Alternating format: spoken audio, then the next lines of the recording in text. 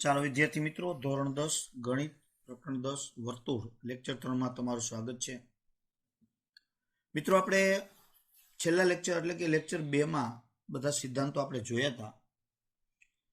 આજે આપણે દાખલાઓ ગણવાના છે અને થોડીક સિદ્ધાંતની પણ વાત કરવાની છે, ઘણા સ્પર્શકોની પણ વાત કરવાની છે. જો આજે પૂરું થઈ જાય તો ભલે, નહીતર પછી એક લેક્ચર આગળ જાય.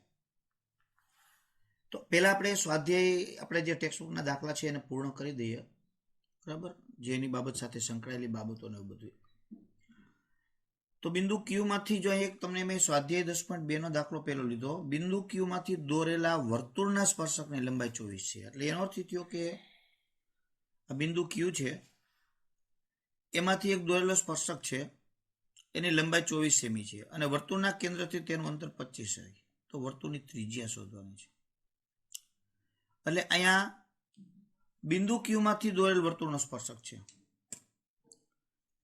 તો આપણે અહીંયા તમને વિકલ્પ આપ્યા છે ચોપડીની અંદર, એટલે મેં વિકલ્પ અહીંયા તમને લખ્યા નથી, પણ આ દાખલાની અંદર વિકલ્પ આપવા ફરજિયાત જેવું નથી, કારણ કે ટૂંકમાં પણ પ્રશ્ન પૂછી શકે અને 2 માર્કની અંદર પણ આ દાખલો આવી શકે. પહેલા તો આપણે રકમ વાંચી અને આકૃતિ, આપણે આવા દાખલા ખૂબ ગણ્યા. પહેલા જેવો દાખલો નથી, આવા લગભગ 10 દાખલા ગણ્યા આપણે, બરાબર, 10-12 દાખલા તમને મેં લેસનમાં આપ્યા એમાંથી. એટલે પહેલા તો આપણે આકૃતિ દોરતા છે એ આપણને આવડવી જોઈએ. આકૃતિ દોરતા આવડે તો જ દાખલો થાય, નહીં તો દાખલો થાય નહીં. તો રકમમાં જ્યારે કોઈ પણ આપી હોય ત્યારે આકૃતિ તમારે દોરવા માટે 1-2 વખત રકમને વાંચવી પડે. હવે અહીંયા તમને ક્યુ બિંદુ ક્યાં છે એમ નથી કીધું. જો ક્યુ માંથી દોરેલ સ્પર્શક અને વર્તુળના સ્પર્શકની લંબાઈ 24 છે અને વર્તુળના કેન્દ્રથી તેનું અંતર એટલે ક્યુ નું અંતર 25 છે. તો ક્યુ છે એ વર્તુળ ઉપર ન હોય, એને ત્રિજ્યા થઈ જાય. એટલે એનો અર્થ થયો કે વર્તુળની બહાર છે. એટલે આ રીતે એની આકૃતિ થશે. આ વર્તુળ થઈ ગયું, એનું કેન્દ્ર, આપણને કેન્દ્રનું નામ કોઈ આપ્યું નથી, તો આપણી જાતે આપણે કોઈ પણ લઈ શકીએ. અને બહાર બિંદુ હશે, એનો આ એક સ્પર્શક દોરી નાખીએ. અહીંયા ક્યુ બિંદુ. હવે સ્પર્શક, અહીંયા સ્પર્શકની લંબાઈ આપી છે, એટલે સ્પર્શકનું આપણે કોઈ પણ નામ આપી દઈએ આર. તો આ બિંદુથી કેન્દ્ર પી નું અંતર તમને આપી દીધું છે 25. આપણે જાણીએ છીએ કે કેન્દ્ર સ્પર્શકને સ્પર્શ બિંદુએ દોરેલી ત્રિજ્યા લંબ હોય. આ રીતે આપણે સ્પષ્ટ આકૃતિ દોરવાની હોય. પછી માપ આપણે આપણી રકમમાં જોઈએ તો સ્પર્શકની લંબાઈ, જો બહારના બિંદુથી સ્પર્શ બિંદુ સુધીની લંબાઈ, એ સ્પર્શકની લંબાઈ કહેવાય 24 સેમી, અને અહીંયાથી અંતર 25 સેમી. તો આ ત્રિજ્યા શોધવાની લ્યો. તો સીધો દાખલો થઈ જાય. ત્રિકોણ પી આર ક્યુ માં ખૂણો આર બરાબર 90. એટલે અહીંયા વર્ણન તમારે કરવું હોય તો થોડું ઘણું કરી શકો, કારણ કે આકૃતિમાં બધા નામ નથી આપ્યા. એટલે અહીંયા લખી શકાય ક્યુ માંથી દોરેલ સ્પર્શકનું સ્પર્શ બિંદુ આર છે. એવું બધું આમ વર્ણન 2 માર્કમાં પૂછે તો ક્યુ માંથી દોરેલ સ્પર્શકનું સ્પર્શ બિંદુ આર છે, આવું ટૂંકું વર્ણન કરી શકાય. પછી તો આ ત્રિકોણ થઈ ગયો, બરાબર. વર્તુળનું કેન્દ્ર પી છે એવું લખવું હોય તો લખી શકાય. હવે પાયથાગોરસના સિદ્ધાંત મુજબ સીધું સૂત્ર જ મૂકવાનું. પી ક્યુ નો સ્ક્વેર બરાબર પી આર નો સ્ક્વેર વત્તા આર ક્યુ નો સ્ક્વેર. તો પી ક્યુ નું માપ 25 એનો વર્ગ, પી આર નું માપ શોધવાનું કારણ કે ત્રિજ્યા, આર ક્યુ 24 એનો વર્ગ, 625 માઇનસ 576, 24 નો વર્ગ આ બાજુ એટલે બાદ થઈ જાય. એટલે પી આર નો સ્ક્વેર બરાબર, આમ બાદ કરી નાખો એટલે 49. તો પી આર બરાબર 7. તો ત્રિજ્યા આપણને અહીંયા 7 મળી ગઈ. તો આપણે લખી શકીએ તો આમ માગેલ ત્રિજ્યા 7 સેમી છે. 2 માર્કમાં અથવા 1 માર્કની અંદર આ પ્રશ્ન પૂછી શકે. ત્યાર પછી દાખલા 2 ની અંદર જુઓ, બીજો દાખલો તમને આકૃતિ તૈયાર આપી છે. તો આકૃતિની અંદર તમને અહીંયા કે આકૃતિ આપી છે તો આકૃતિમાં તમને ટીપીનું એટલે એમ કીધું છે ટીપી અને ટીક્યુ. જો આપણે પહેલા આકૃતિ દોરી નાખીએ અને પછી સાથે સમજી લઈએ એટલે બે એકારે ભેગું થઈ જાય. જો આ રીતે વર્તુળ આપ્યું છે,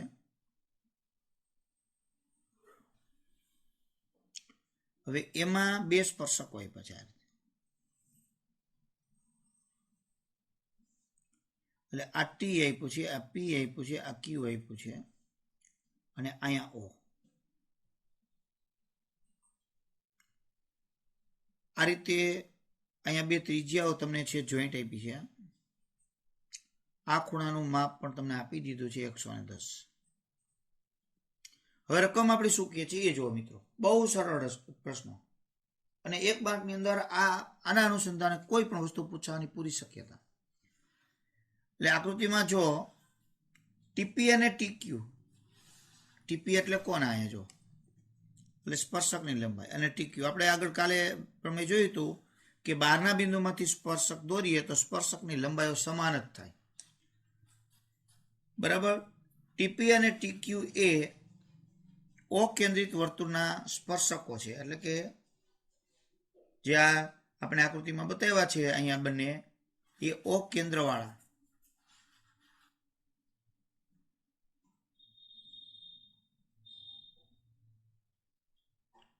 વર્તુળના ખૂણો POQ 110 થાય બને એવા સ્પર્શકો છે.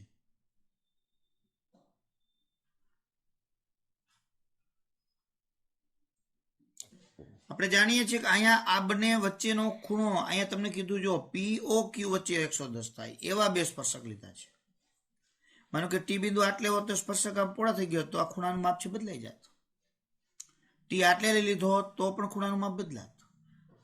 એટલે અહીંયા આ બંને ત્રિજ્યા વચ્ચે ખૂણો 110 થાય સ્પર્શ બિંદુએ દોરેલી ત્રિજ્યા છે એવા પ્રકારના સ્પર્શકો છે. તો ખૂણો તમારે PTQ નું માપ શોધવાનું છે. લ્યો તો PTQ ક્યાં છે? તો આ ખૂણાનું માપ શોધવાનું છે. તો આપણે આ સિદ્ધાંત જોયો તો કે કોઈ પણ બહારના બિંદુમાંથી બે સ્પર્શકો દોરીએ તો સ્પર્શકોની લંબાઈ તો સરખી જ થાય, પણ સ્પર્શકો વચ્ચેનો ખૂણો અને ત્રિજ્યા વચ્ચેનો ખૂણો એકબીજાને પૂરક હોય. એટલે કે અહીંયા શું થાય, જો ગણવું હોય તો બાકી તો મોટે જ થઈ જાય 110 અને આ 70 એટલે 180 થઈ જાય, 70 જવાબ. તો અહીંયા ખૂણો PTQ વત્તા ખૂણો POQ બરાબર પૂરક એટલે 180. PTQ નું માપ શોધવાનું છે. આનું 110 ઓબત જાય એટલે બાદ થઈ જાય, નિશાની બદલે, સરવાળાનો સંબંધ છે એટલે. તો અહીંયા 180 માંથી 110 70 જવાબ લ્યો. આવા બધા પ્રશ્નો છે. એવી જ રીતે દાખલો ત્રીજો લઈ આવે. જો એમાં તમને આકૃતિ દોરી નથી આપી પણ તમારે દોરવાની છે. આમાં એનું આપ્યું તો વર્ણન એવી રીતે આપી દે તો દોરવી પડે. તો આમાં કીધું છે ઓ કેન્દ્રવાળા વર્તુળને, એક ઓ કેન્દ્રવાળું વર્તુળ છે. ચાલો દોરી નાખીએ. ચાલો અહીંયા પેલા આપણે લખીએ. જો ઓ કેન્દ્ર, જો હું લખું છું એટલે તમને થોડોક મન આપણે અહીંયા કેળવાય. ઓ કેન્દ્રવાળા વર્તુળને બિંદુ P માંથી દોરેલ સ્પર્શકો PA અને PB છે. લ્યો આટલું આપણે રાખીએ, પછી આગળ લખશું. શું કીધું? ઓ કેન્દ્ર વાળું વર્તુળ. તો ચાલો આપણે આ તરત જ ઓ કેન્દ્ર વાળું વર્તુળ દોરી નાખીએ.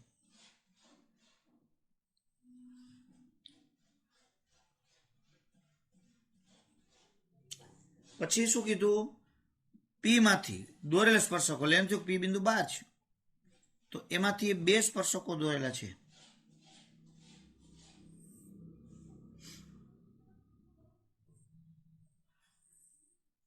ચલો બે સ્પર્શકો દોરાઈ ગયા. આ P માંથી સ્પર્શક કોણ? PA. ગમે તે જગ્યાએ અહીંયા A કહીએ તો અહીંયા B કેવું પડે, ને અહીંયા A કહ્યો તો અહીંયા B કેવું પડે. PA અને PB આ થઈ ગયા. પણ વળી પાછી એમાં કન્ડિશન મૂકી છે કે સ્પર્શકો PA અને PB વચ્ચે, એની વચ્ચે 80 નો ખૂણો બને છે.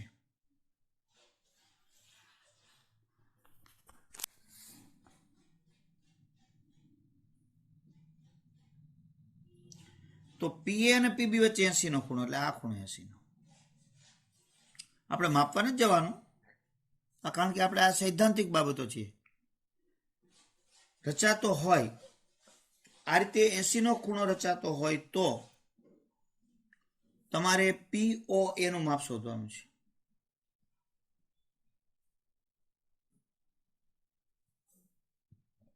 તો POA લેવો એટલે જો POA એટલે આ ખૂણો.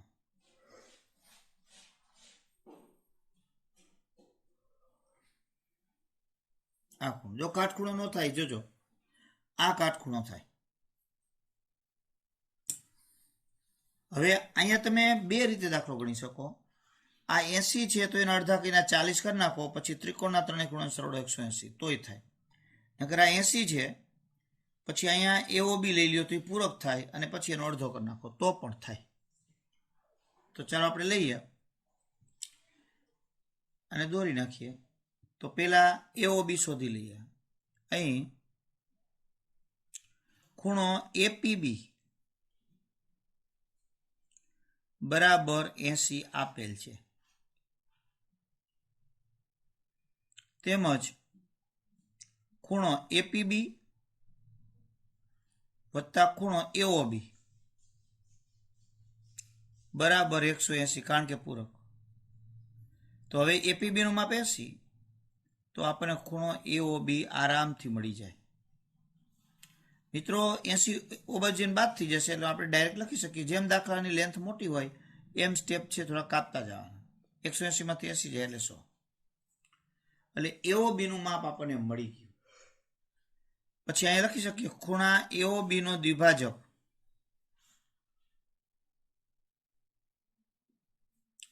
OP છે. તો તેથી ખૂણો આપણે જે શોધવાનો છે POA,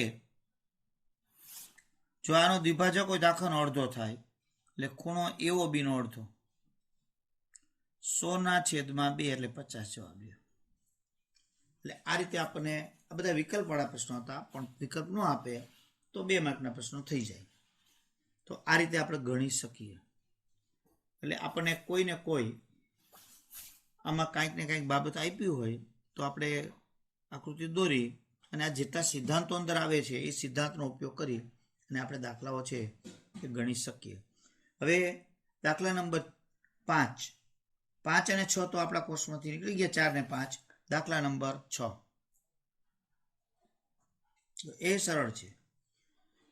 વર્તુળના કેન્દ્રથી 5 સેમી અંતરે આવેલા બિંદુ A થી દોરેલા સ્પર્શક લંબાઈ 4 છે. લ્યો, વર્તુળના કેન્દ્રથી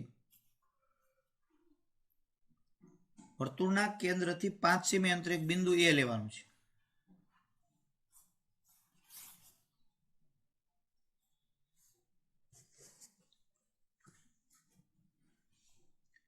પાંચ સેમી અંતરે આવેલા બિંદુ A થી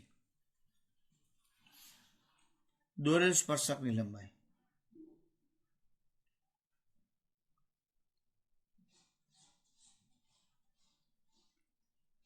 ચાર સેમી આપી દીધી છે.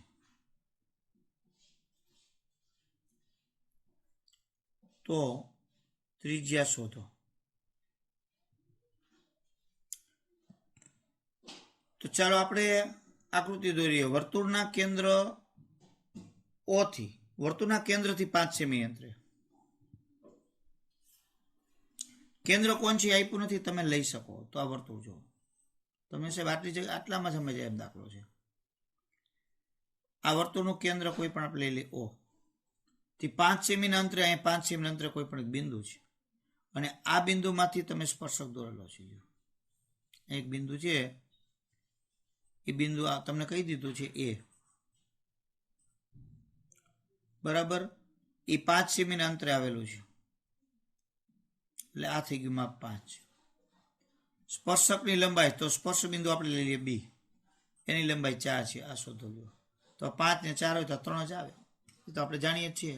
હવે કેટલાય દાખલાઓ છે. આ ત્રિપુટી થઈ ગઈ કારણ કે 25 માંથી 16 જાય એટલે 9 એટલે 3 જવાબ. તો અહીં ત્રિકોણ OBA માં ખૂણો B બરાબર 90. તો પાયથાગોરસના સિદ્ધાંત મુજબ OA² બરાબર OB² વત્તા AB².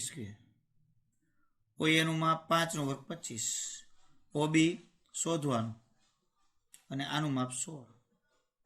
તો 16 ઓબ જાય એટલે 25 - 16 બરાબર OB². એટલે OB બરાબર OB નો સ્ક્વેર બરાબર 9. તો OB એટલે ત્રિજ્યા, OB બરાબર R ત્રિજ્યા બરાબર 9. 3 સેમી જવાબ લ્યો. એટલે આવા દાખલાઓ બધા આવે. જો મિત્રો સ્વાધ્યાય 10.2 નો દાખલો 7મો એ પણ મોસ્ટ આઈએમપી છે. એવો દાખલો પણ પરીક્ષામાં પૂછાવાની પૂરી શક્યતા છે, કારણ કે આમાંથી વર્તુળમાંથી મારી ધારણા મુજબ 3 દાખલાઓ 2 માર્કના પૂછાશે અને 2 ટૂંકા પ્રશ્નો પૂછશે. કારણ કે આપણી પાસે ચેપ્ટર 15 છે અને હેતુલક્ષી થયા 24 આ વખતે. એમાંથી રચના અને ત્રિકોણમિતિના ઉપયોગો એમાંથી કદાચ હેતુલક્ષી ન પૂછ્યા. 2 ચેપ્ટર કાઢી નાખ્યા એમાં હેતુલક્ષી વિના, એટલે વાંહે વધે ચેપ્ટર આપણે 13 અને સામે હેતુલક્ષી પૂછવાના છે 24. એટલે જનરલી દરેક ચેપ્ટરના 2 ગુણના હેતુલક્ષી ગણી લેવાના થાય. કોઈ એવા ચેપ્ટર નીકળે એમાંથી એક જ પૂછે 1-2 ચેપ્ટરમાં, બાકી બધામાંથી 2 ગણવાના. તો આમાંથી 3 દાખલા 2 માર્કના પૂછાય અને 2 હેતુલક્ષી પૂછાય. એટલે જનરલ ઓપ્શનના લીધે આપણને કુલ 8 માર્ક આ મળે. તો આપણને 3 દાખલાની ગણતરી કરો એટલે એક આવો દાખલો પૂછવાની પૂરી શક્યતા ગણાય. એક હમણાં જ આપણે ગણતા હતા એવો 2, અને એક ગમે તે સામાન્ય આકૃતિ ગમે તે પૂછી નાખે. ચાલો અહીંયા રકમ જોવો. 2 સમકેન્દ્રીય વર્તુળો. સમકેન્દ્રીય વર્તુળ કેને કહેવાય ને એકરૂપ વર્તુળ કેને કહેવાય મેં પહેલા જ લેક્ચરમાં સમજાવ્યું છે. જેની ત્રિજ્યા અલગ અલગ હોય, કેન્દ્ર સમાન હોય અને એક જ સમતલમાં આવેલા હોય. તો આપણે આ પાનું એક સમતલ છે, એ સમતલ ઉપર 2 આકૃતિ આપણે દોરીએ વર્તુળની, જેમાં કેન્દ્ર સમાન હોય પણ ત્રિજ્યા અલગ હોય. તો આપણે એક વર્તુળ મોટું દોરીએ,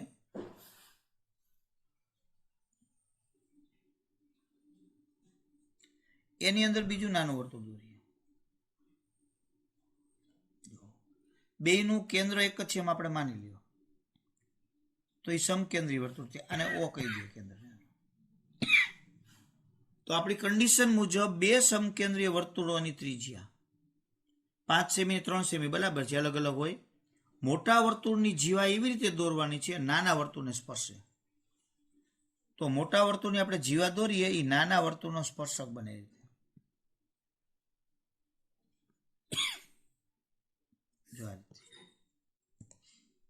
આ તો આપણે હાથે દોરવામાં બધા વર્તુળ ન થાય, બાકી પરિકરથી દોરો એક જ કેન્દ્ર રાખો તો સરસ તમને દેખાય આવે. આ જીવાને આપણે AB કહી દઈએ. તો જીવાની લંબાઈ શોધો. આ 2 વર્તુળની ત્રિજ્યા આપી દીધી છે. અત્યારે તમે બરાબર જુઓ, બહારનું વર્તુળ છે એ નથી એમ ગણી લ્યો. આ બહારનું વર્તુળ છે એ નથી. તો એક આ નાનું વર્તુળ થયું, એનો આ સ્પર્શક થયો, અને આ બહારનું બિંદુ થયું, અને સ્પર્શ બિંદુ થયો. સ્પર્શ બિંદુને આપણે નામ આપી દઈએ M. તો સ્પર્શ બિંદુએ હું ત્રિજ્યા દોરું.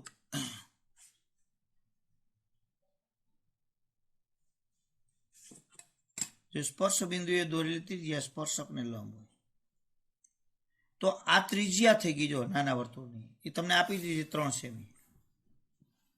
હવે હું આને આમ દોરી નાખું તો એ પણ ત્રિજ્યા જ છે મોટા વર્તુળની, એને આપી દઉં નામ, એ 5 માં આપ્યું છે. તો હવે BM મળી જાય. હવે 9મા ધોરણની અંદર આવતો સિદ્ધાંત યાદ રાખો. વર્તુળના કેન્દ્રમાંથી જીવા પર દોરેલો જીવાને દુભાગે. વર્તુળના કેન્દ્ર હોય, જો એ આપણે સિદ્ધાંત છે એ અગાઉ 9મા ધોરણની અંદર શીખી ગયા છે આપણે કે આ વર્તુળ હોય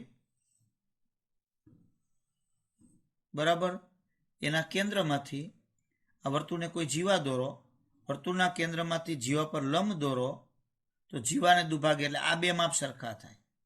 આ 3 3 હોય, આ 3 હોય તો આ 3 થાય તો 6 થઈ જાય, આખું 10 હોય તો 2 5 5 થાય. હવે નવમું પ્રમેય આવતું, એનો પણ આપણે અહીંયા ઉપયોગ કરવાનો છે. એટલે હવે આપણે અહીંયા જો BM શોધશું તો આખો AB થઈ જશે. તો આમાં રકમમાં બધા જો નામ બામ તો આપણને આપ્યા નથી, તો આપણે એ લેવા પડશે. તો પહેલા તો બે કયા વર્તુળ છે, પહેલા એ આપણે અહીંયા લખવું પડશે. તો આપણે અહીંયા લખીએ, જો એક ઓ કેન્દ્રી વર્તુળ અને તેની ત્રિજ્યા 5 સેમી છે. એટલે આપણે અહીં લખીએ ઓ કેન્દ્રિત વર્તુળ અને 5 સેમી ત્રિજ્યા વર્તુળ થયું. અને બીજું ઓ કેન્દ્રિત અને 3 સેમી ત્રિજ્યા વર્તુળ સમકેન્દ્રીય છે.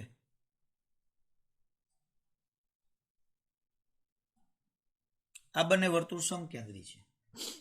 હવે કઈ જીવા અને કયો સ્પર્શક? તો AB જીવા થશે અને AB સ્પર્શક થશે. તો AB કેની જીવા? તો હવે એ લખીએ, જો તો કે ઓ કેન્દ્રિત 5 સેમી ત્રિજ્યા વર્તુળ ની જીવા AB છે, જે ઓ કેન્દ્રિત 3 સેમી ત્રિજ્યા વર્તુળની નો સ્પર્શક છે. આની જીવા છે જે આ નો સ્પર્શક છે, જેનું સ્પર્શ બિંદુ, આ બધું આપણે જે લીધું છે બધું લખવું પડે. સ્પર્શ બિંદુ M છે, તેથી OM લંબ AB થશે.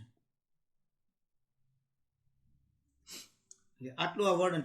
પછી એવું નથી આવું જ વર્ણન કરું, તમે આને વધારે ડિવાઈડ કરી શકો કે અહીંયા આકૃતિમાં દર્શાવ્યા મુજબ ઓ કેન્દ્રિત 5 સેમી ત્રિજ્યા વર્તુળ છે, તેની એક જીવા AB છે. પછી વળી લખીએ ઓ કેન્દ્રિત 3 સેમી ત્રિજ્યા વર્તુળ છે, તેનો સ્પર્શક AB છે, જેમ બિંદુમાં સ્પર્શે છે. આમ AB એક વર્તુળની જીવા થઈ અને બીજાનો સ્પર્શક થયો, લ્યો, અને OM લંબ AB આ રીતે લખી શકાય. હવે AB નું માપ આમ થશે, તો તેથી AB નું માપ કેટલું થશે? આ BM થી ડબલ અથવા AM થી ડબલ 2BM થશે. અહીંયાનો લખો તો છેલ્લે લખવાનું થશે, કારણ કે આપણે BM મળશે. હવે આપણે અહીંયા ત્રિકોણ OMB માં ખૂણો M બરાબર 90, તો પાયથાગોરસ સૂત્ર મૂકીએ તો OB સ્ક્વેર બરાબર OM સ્ક્વેર વત્તા BM સ્ક્વેર. તો OB નું માપ 5, 5 નો વર્ગ 25. જો મિત્રો OM નું માપ 3, 3 નો વર્ગ 9, ડાયરેક્ટ મૂકી શકો. 25 માંથી 9 જાય એટલે 16, એટલે BM સ્ક્વેર બરાબર 16. તો BM બરાબર 4. તો BM 4 મળી ગયા. તો AB બરાબર 2BM આપણે હમણાં જ કીધું. તો 2 ગુણ્યા 4 એટલે 8 સેમી જવાબ આવ્યો. જીવાની લંબાઈ તમને 8 સેમી મળી ગઈ. અચૂક આવા દાખલાઓ છે પરીક્ષામાં પૂછવાની શક્યતા છે. ખાસ યાદ રાખજો, આ સમકેન્દ્રીય વર્તુળનો દાખલો IMP દાખલા, કોઈ એમ કે સાહેબ IMP દાખલો કીધા, અને હું તો એમ માનું છું કે ચોપડીના ખાલી થોડાક જ દાખલા છે ટેક્સ્ટબુકના તૈયાર કરી નાખો તો 2 પ્રશ્નો તમને આરામથી મળી જશે. તો આપણે 2 જ પ્રશ્નોનું કામ છે, 2 માર્કના, 2 મળી જાય એટલે 4 માર્ક થયા. અને 2 તો હેતુલક્ષી હોય, એક કદાચ 12નો પૂછે તો આવા 2 આરામથી મળી જાય. હવે અહીંયા આપણે આમ તો સ્વાધ્યાયના ચોપડીના દાખલા પૂરા થઈ ગયા, પણ આપણે અમુક દાખલાઓ છે, અમુક સૂત્રો છે, એને રાઇડરો કાઢી નાખ્યા છે, પણ અમુક દાખલાઓ અને એના સૂત્રો છે એ પરીક્ષાની દ્રષ્ટિએ આપણને ખૂબ જ મહત્વના થઈ પડેલા છે. તો એવી થોડી બાબતો હેતુલક્ષી માટે, ટૂંકા પ્રશ્નો માટે ક્યાંક ને ક્યાંક આપણને ઉપયોગી થાય એની આપણે થોડીક ચર્ચાઓ કરી છે. ચાલો, અંતઃવૃત્ત અને અંતઃત્રિજ્યા પેલા એ તો જોઈએ. અંતઃત્રિજ્યા ત્રિકોણ માટે, કારણ કે એનો ઉપયોગ આપણે ક્યાંક ને ક્યાંક કરવાનો થશે. તો ત્રિકોણનું અંતઃવૃત્ત અને અંતઃત્રિજ્યા. તો અંતઃ એટલે અંદર, વૃત્ત એટલે વર્તુળ. તો વર્તુળ અંદર હોય ત્રિકોણમાં, એટલે ત્રિકોણની અંદર. તો માનો કે આ રીતે આપણે આ દોરીએ, જો આ વર્તુળ થયું,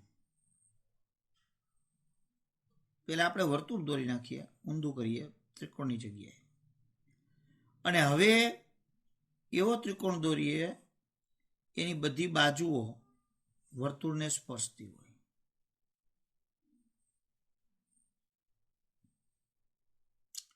ચાલો એનું નામ આપીએ આપણે આ ત્રિકોણનું ABCD કે ગમે તે આપણી જાતે, અને એની દરેક બાજુ આ P માં સ્પર્શે છે, અહીંયા Q માં સ્પર્શે છે અને અહીંયા R માં સ્પર્શે છે. આનું કેન્દ્ર O લઈએ તો આ જે છે એ અંતઃત્રિજ્યા કહેવાય. આ વર્તુળ છે ત્રિકોણની અંદર છે એટલે અંતઃવૃત્ત કહેવાય, અને આ એની ત્રિજ્યા અંતઃત્રિજ્યા કહેવાય. હવે ઘણી વખત તમને આનું માપ 6 આપી દીધું, હાલો આનું માપ 5 આપી દીધું, અને આનું માપ છે એ તમને 4 આપી દીધું. તો હવે તમે ત્રિકોણની પરિમિતિ શોધી શકો?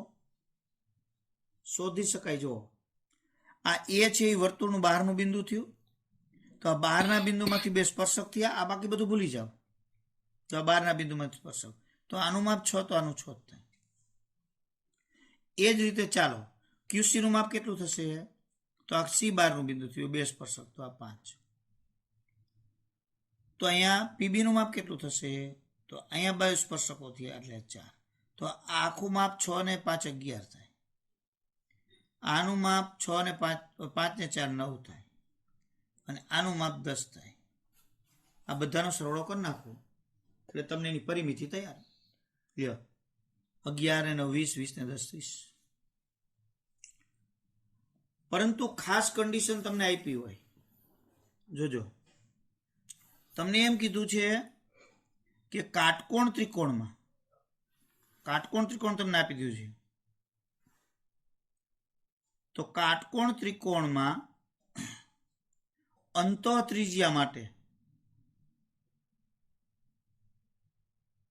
જો આમાં આપણે અંતઃત્રિજ્યાની વાત જ નહોતી થઈ, આમાં અંતઃત્રિજ્યા શોધવી તો શોધી શકીએ, પણ એની કન્ડિશન આપેલી કાંઈક હોય તો.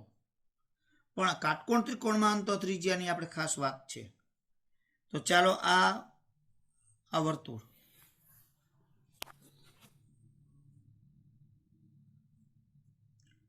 હવે એમાં કાટકોણ ત્રિકોણ છે.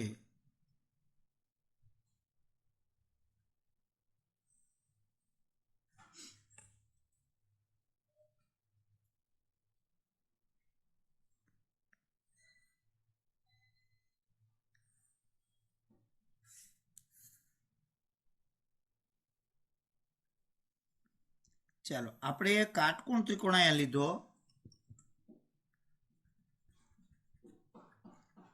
કે જેની ત્રણેય બાજુઓ વર્તુળને સ્પર્શે છે, અને એનો અંતઃત્રિજ્યા આપણે શોધવી છે.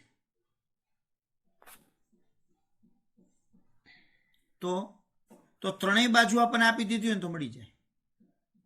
તો કાટકોણ ત્રિકોણમાં અંતઃત્રિજ્યા માટે સૂત્ર ખાસ યાદ રાખવાનું છે, અંતઃત્રિજ્યા બરાબર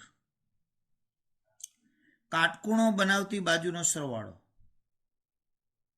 કાટખૂણો બનાવતી બાજુનો સરવાળો ઓછા કર્ણ છેદમાં 2. ડાયરેક્ટ મળી જાય. તો અહીં આપણે અંતઃત્રિજ્યા R લેવી, શું થશે? કાટખૂણો બનાવતી બાજુ કોણ? AB વત્તા BC. AB વત્તા BC -80 છેદમાં 2. આ રીતે મળે. કાટકોણ ત્રિકોણ હોય તો, કાટકોણ ત્રિકોણ ન હોય તો પેલા એને કાટકોણ ત્રિકોણ સાબિત કરી દેવાનું. અચૂક અંતઃત્રિજ્યા પૂછે એટલે કાટકોણ ત્રિકોણ હોય ને હોય હજી ફાઇનલ. ન હોય તો તમારે કર્ણનો વર્ગ બરાબર બાકીની બે બાજુના વર્ગનો સરવાળો સાબિત કરી દેવાનું, એટલે કાટકોણ ત્રિકોણ તૈયાર થઈ ગયો. પછી સીધું જ આગળ નાખવાનું. એટલે આવું કદાચ આપણને પૂછે તો આ રીતે આપણે લઈ શકીએ. જો એમ એક રકમ લખી છે, ત્રિકોણ ABC માં 2 કાટકોણો છે, અને AB અને BC ના માપ આપ્યા છે, અને ત્રિકોણ ABC ની ત્રણેય બાજુનું સ્પર્શતું વર્તુળ. તો આપણે ત્રિકોણની ત્રણેય બાજુનું સ્પર્શે એટલે વર્તુળ અંદર જ દોરવું પડે. પણ પેલા ત્રિકોણ દોરીને પછી વર્તુળ દોરવું અઘરું, એટલે પેલા છે ને હંમેશા વર્તુળ દોરી નખાય. પછી ત્રિકોણ દોરાઈ જવો અને એને સ્પર્શ બાજુને સ્પર્શી શકે.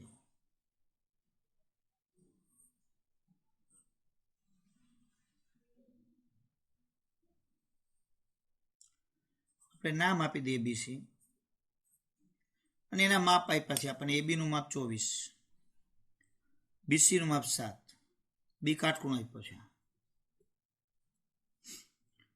તો આ ત્રિકોણની અંદર વર્તુળ થયું, ત્રણેય બાજુને સ્પર્શે છે એટલે અંતઃવૃત્ત છે, અંત ત્રિજ્યા શોધવાની છે.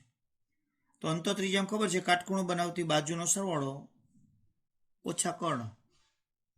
તો અહીંયા આપણે તો બે બાજુ આપી છે, કર્ણ આપ્યો નથી, તો પેલા પાયથાગોરસથી આપણે કર્ણ શોધવો પડે. ત્રિકોણ એબીસી માં ખૂણો બી બરાબર 90. તો પાયથાગોરસ સૂત્ર મૂકીએ તો 80 નો વર્ગ બરાબર AB² વત્તા BC². તો એબી નું માપ આપણે જાણીએ 24 નો વર્ગ હું ડાયરેક્ટ કરી નાખું 576, 7 નો 49 એટલે બે નો સરવાળો કરો 625. તો AC બરાબર 25 સેમી જવાબ લ્યો. હવે અહીંયા ત્રિકોણ એબીસી માં ખૂણો બી બરાબર 90 છે જો. તો તેથી અંત ત્રિજ્યા આર બરાબર, અહીંયા પછી ગુજરાતીમાં સૂત્ર લખવાની જરૂર નથી. કાટખૂણો બનાવતી બે બાજુનો સરવાળો ઓછા કર્ણ છેદમાં 2 ડાયરેક્ટ. જો કાટખૂણો બનાવતી બાજુ એટલે એબી વત્તા બીસી, કર્ણ એટલે 80 બાદ એના છેદમાં 2. તો એબી નું માપ 24 આપણને આપ્યું છે રકમમાં, બીસી નું 7 આપ્યું છે, એસી આપણે શોધ્યા 25 છેદમાં 2. તો 24 અને 7 એટલે 31 માંથી 25 જાય એટલે 6 આવે, 6 ના છેદમાં 2 એટલે 3 સેમી જવાબ થાય. એટલે અહીંયા આપણને 3 સેમી જવાબ મળી ગયો. 2 માર્કની અંદર દાખલો પૂછાય અને ભૂતકાળની અંદર આવા પાછળની પરીક્ષાઓમાં ઘણીવાર દાખલા પૂછાયેલા છે. એટલે આ રીતે આજે જેટલા પ્રકારના જે દાખલો આપણે શીખવાડ્યા સિદ્ધાંત એ બરાબર ધ્યાનપૂર્વક સાંભળવાના છે, સમજવાના છે. હજી વર્તુળને કેટલા સ્પર્શકો દોરી શકાય, 2 વર્તુળોને એને છેદ ને એ બધી વિગતો બાકી છે. એટલે હજી પણ આપણે એક લેક્ચરની અંદર એ પ્રશ્નો થોડાક દાખલાઓ છે હજી મારે તમને કરાવવાના છે, વિશેષ પ્રકારના એવા કોઈ દાખલાઓ અને એવી બધી બાબતો છે એ આપણે સમજશું. તો આટલું અમારે રહેવા દઈએ.